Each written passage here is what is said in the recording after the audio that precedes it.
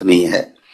रहा सवाल कि अब की बार बच्चों में भी आ रहा हो, स्कूलों का मामला है, तो हमने आपने निर्णय लेकर के जो 9 तक के कुछ स्कूलों को, शहरी स्कूलों को किया है, तो अब 6वीं और 7वीं को हमने प्रमोट कर दिया। 8वीं और 10वीं और 12वीं के बोर्ड के एग्जाम हैं, तो ये बोर्ड के एग्जाम भी आज की तारीख में कराना कोई समझदारी नहीं है सर। तो हम ये मानते हैं, जबकि मैं इस पक्ष का हमेशा रहा हूं कि बोर्ड के एग्जाम हों, आज भी इस पक्ष का हूं, लेकिन वर्तमान परिस्थितियों में हमें इसको स्थगित करना चाहिए, इसमें कोई दो राय नहीं है।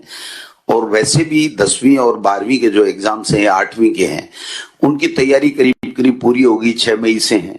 तो वैसे भी अगर हम इसको बिल्कुल से ही घर पे पढ़ने के लिए अगर कोर्स पूरा हो गया तो दे दें, तो कोई दिक्कत वाली बात नहीं है जब भी एग्जाम होंगी, क्योंकि एग्जाम बोर्ड के होने से पहले 8-10 दिन तो वैसे ही प्रिपरेशन के लिए हम लोग समय देते हैं।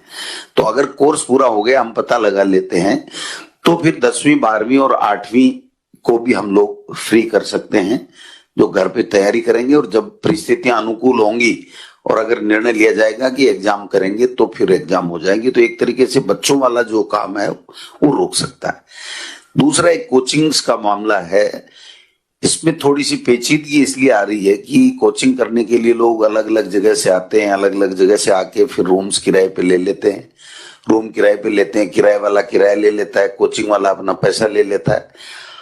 अब उसको कैसे रोकेंगे, ये मेरे भी थोड़ा समझ में कम आ रहा है, क्योंकि अगर उनको वापस भेज देंगे तो उनका किराया भी लग गया, उनकी फीस भी लग गई, और फिर वो दोबारा जब आएंगे तो दोबारा वो की वही बात होगी। और अगर पालना भी हम कठोरता से नहीं कराएंगे तो फिर ये कोविड वहां भी फैल सकता है। तो शादियों के लिए अब सख्ताई करने की आवश्यकता है मेरे विचार में। और स्कूल्स के लिए तो मैंने मोटा मोटी निवेदन कर दिया कि आपके ऊपर निर्णय है कि अब हम इस दिशा में, बंद करने की दिशा में और एग्जाम स्थगित करने की दिशा में हम लोग जा सकते हैं।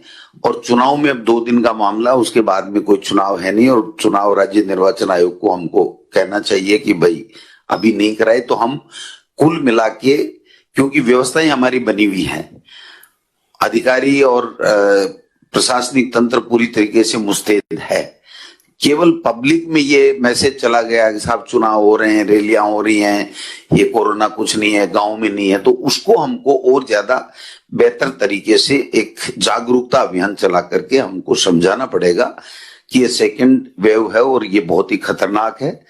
तो मैं समझता हूं इसको हम काबू पाएंगे। और आपकी माननीय मुख्यमंत्री जी जो गंभीरता है, मैं समझता हूं यही हमारे स्टेट को बचाए हुए है।